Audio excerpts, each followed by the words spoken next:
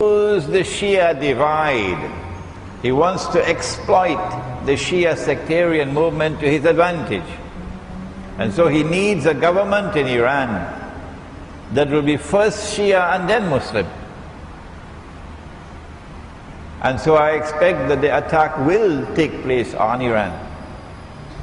Of course, the attack would be for destroying the nuclear plants. That's all the hype about nuclear plants and nuclear weapons and so on. But I want to suggest that the more important reason for the attack on Iran would be to remove this present government and to replace it with a Karzai-type Afghanistan government in Iran that will submit to the Zionists and therefore become camp followers of Dajjal. And that is when this hadith will be fulfilled, about 70,000 Jews. When Iran is attacked, which I expect to take place this year or next year, because that's why all of this drum beating about 2012, I also expect that they have already groomed an Imam al-Mahdi. They have chosen somebody and they have programmed him and groomed him and he is going to announce that he is Imam al-Mahdi. Israeli Mossad work. And I expect large numbers of Iranian people are going to be deceived because they are waiting and they are expecting. And the Iranian government is fueling the fire with announcements about the imminent arrival of Imam al-Mahdi. But he will not be Imam al-Mahdi, oh no. He will be a false Mahdi.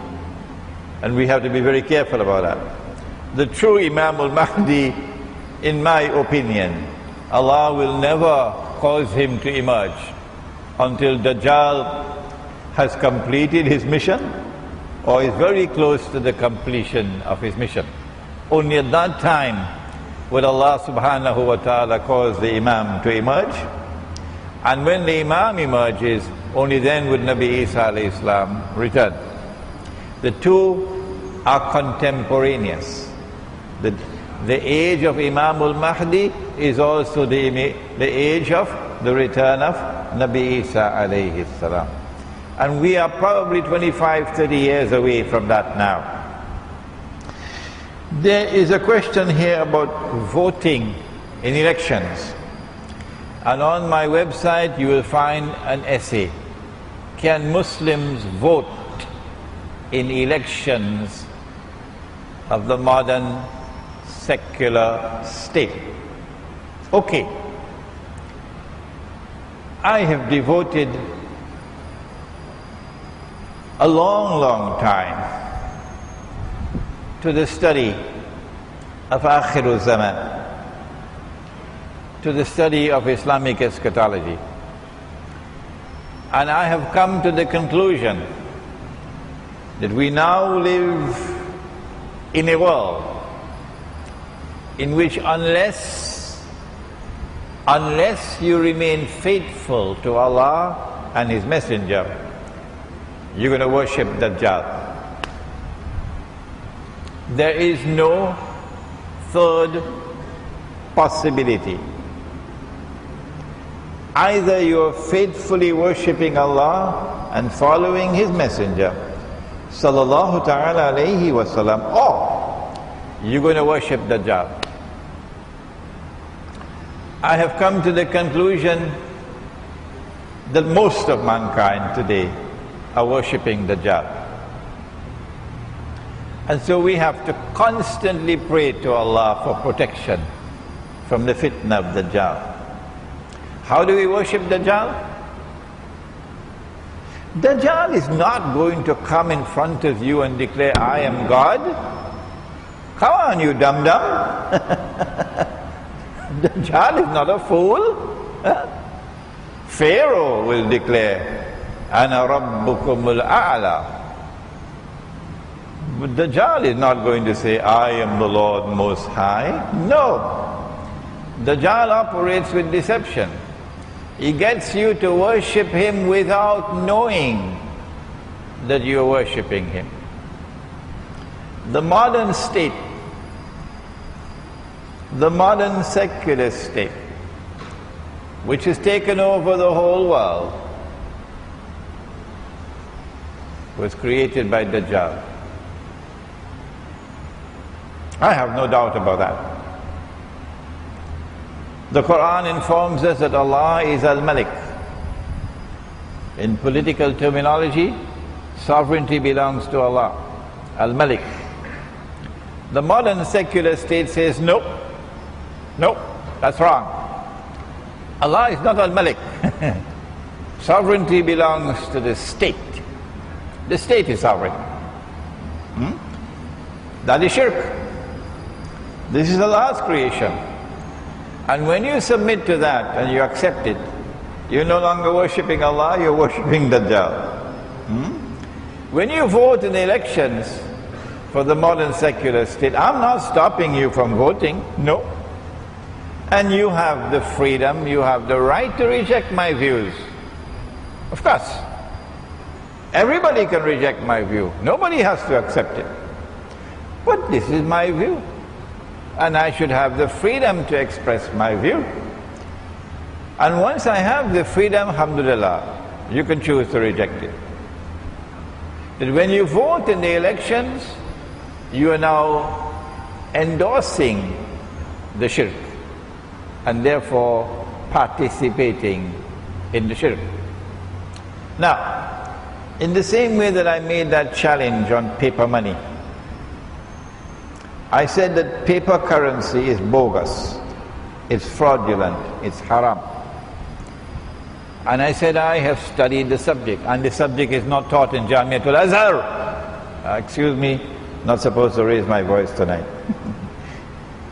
Islamic international monetary economics is not taught in Jamiatul Azhar. It's not taught in the Darul Uloom. So the Shuyukh and the Maulana and the Muftis and the Ustad who graduate from the Darul Uloom have not studied this subject, and yet giving fatwa on paper currencies. I have studied it, and I am saying it is bogus and fraudulent and haram. And people are free to reject my view.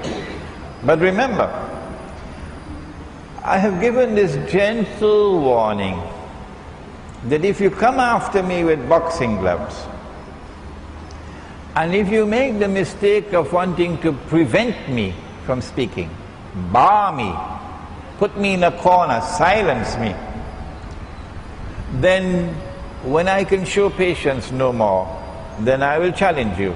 This is not my style to challenge people, no. But at that time I will challenge you on this issue of paper money, on that issue of the shirk of the modern state.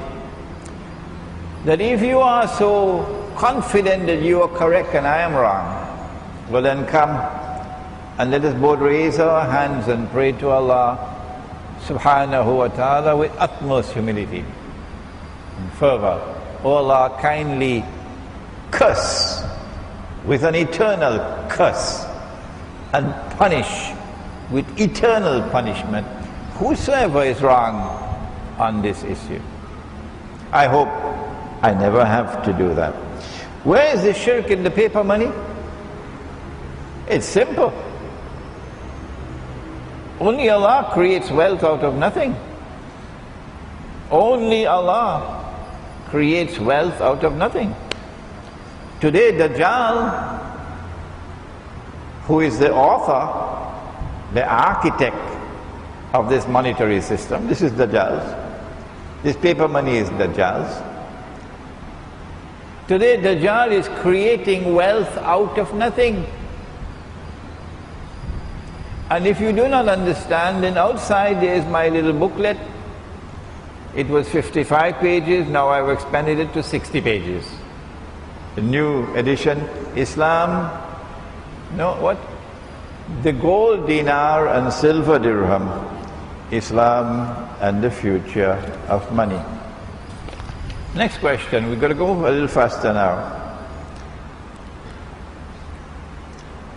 You have been speaking about the Muslim village. Has any Muslim village been established as yet? We, myself and my students, we have plans to establish only two. Only two. And we hope that these will be models. The Muslim village has to be out of the city. Out of the city. In the remote countryside. What you call in Malaysia, kampung. Kampung. I hope the people in France and Britain will learn the word kampung now. It's a nice word. Kampung. Meaning village. Malay word for village. It has to be the remote village. So it poses no threat to the city. We're not threatening you. Are you so scared of us that you would not allow even a few of us to go and live in the remote countryside? Shame on you. You're going to send the police after us in the remote countryside simply because we want to live as the Muslims in a different way from you?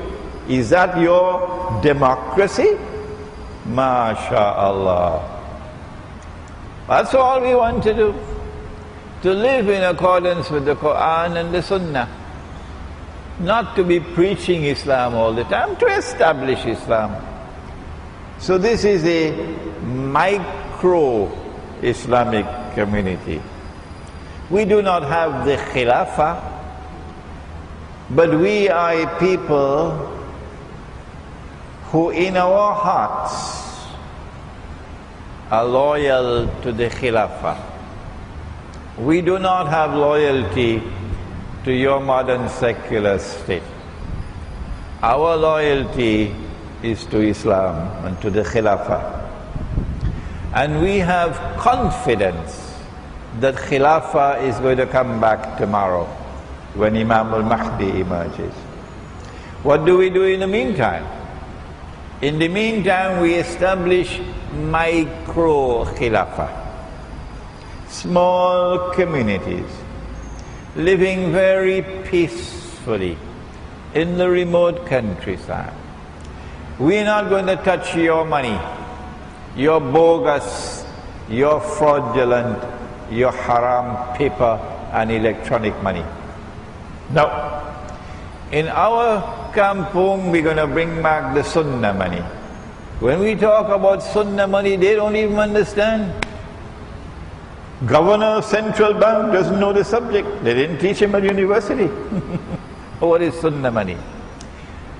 One village is being established in Cape Town by my students, and the second one in my Caribbean island of Trinidad. But there are many here in Malaysia who love the idea.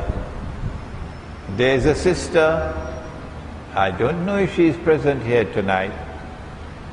She's just 26 years of age. And she's already bought land in the remote countryside. And she has another sister who is joined with her. And they got a vehicle in which you can transport animals. And these two women are taking animals into their little kampung because of this idea of the Muslim village. Right here in Malaysia. There's another sister who came to me. These are women, not men. These are women. She wants to establish, and she's probably going to be listening to this lecture on YouTube, and mashallah for her. She wants to establish, she heard me talk about a weekend Muslim village. So families will come on the weekend, Yawmul Jum'ah, and then they spend the weekend, and then they return to their home before you have to start work for the next week. So she wants to establish this weekend village in Jendabai. And I say, mashallah, what a beautiful place and what a beautiful idea. You don't have to establish a new village